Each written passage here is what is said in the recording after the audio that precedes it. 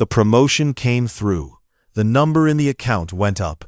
The door you prayed would open finally swung wide. And still, in the quiet after the celebration, you sat down in the dark and asked, "Was this what I was chasing?"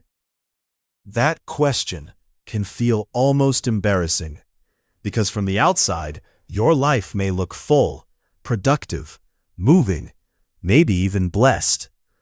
But Jesus is not fooled by a full calendar, a rising salary, or a life stacked floor to ceiling with visible success. He sees the hidden poverty a person can carry under expensive clothes and practice smiles.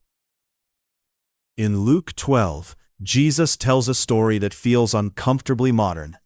The ground of a certain rich man yielded plentifully. Notice that first line. The man is already rich, and then the ground yields more. This is not a story about surviving.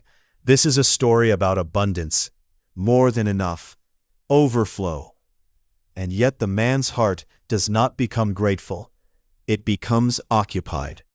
What shall I do, since I have no room to store my crops? Listen closely, and you can hear the whole world's theology in that sentence. More came in, so he turned inward. Not, "Lord, what is this for?" Not, "Who can I bless?" Not, "How shall I honor the giver?" Just this, "What shall I do?" Then it gets even narrower. I will do this. I will pull down my barns and build greater. Bigger barns, bigger storage, bigger plans for a bigger self. He speaks as if the future belongs to him. He talks to his soul like he owns tomorrow. And maybe that is the real seduction of success. Not money itself, not achievement itself, but the illusion of control. The feeling that if you can just build enough, save enough, secure enough, then you can finally tell your soul to unclench. Soul, you have many goods laid up for many years. Take your ease, eat, drink, and be merry. It sounds so reasonable, so human, so familiar.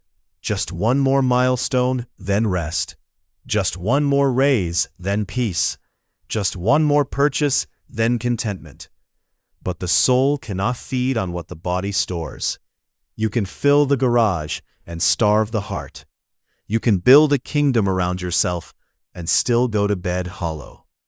Then Jesus brings the story to a stop with a sentence that lands like thunder in a clear sky. But God said to him, "Fool, this night your soul will be required of you." Not fool because he planned. Not fool because he worked. Scripture does not condemn diligence.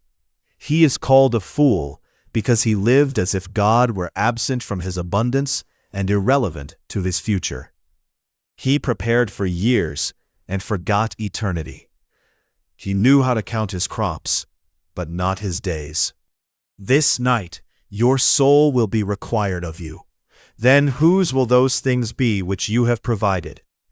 That question breaks the spell, doesn't it? Then whose will they be? The things you polish, the things you ensure, the things you lose sleep protecting. There is a holy mercy in that question, because Jesus is not trying to shame you. He is trying to wake you before your life is spent chasing a horizon that keeps moving. Some of you are tired, and you do not understand why. You have been climbing, building, proving, producing. Everyone around you may even be clapping. But your soul is not a machine, and it was never designed to run on accomplishment. It was made for God. That is why enough never feels like enough when God is left outside the room. The ache is not always a sign that you need more.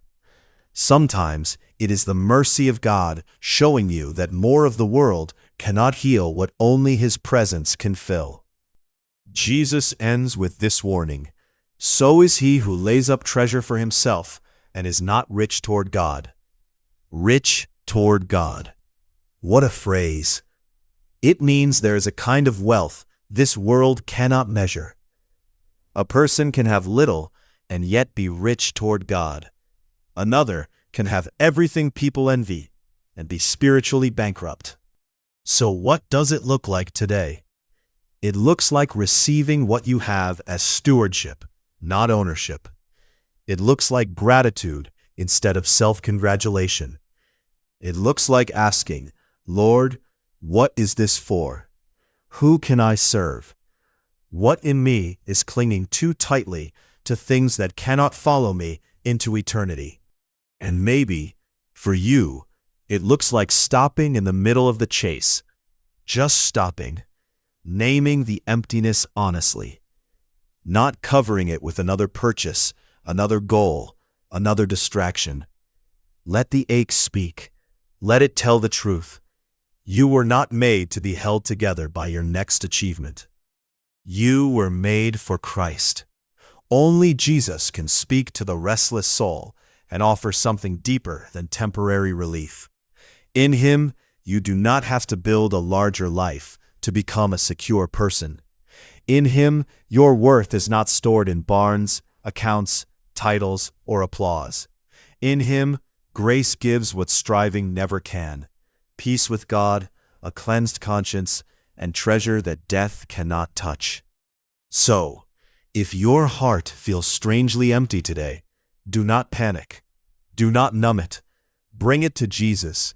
The emptiness may be an invitation, not to try harder, not to gather more, but to come home.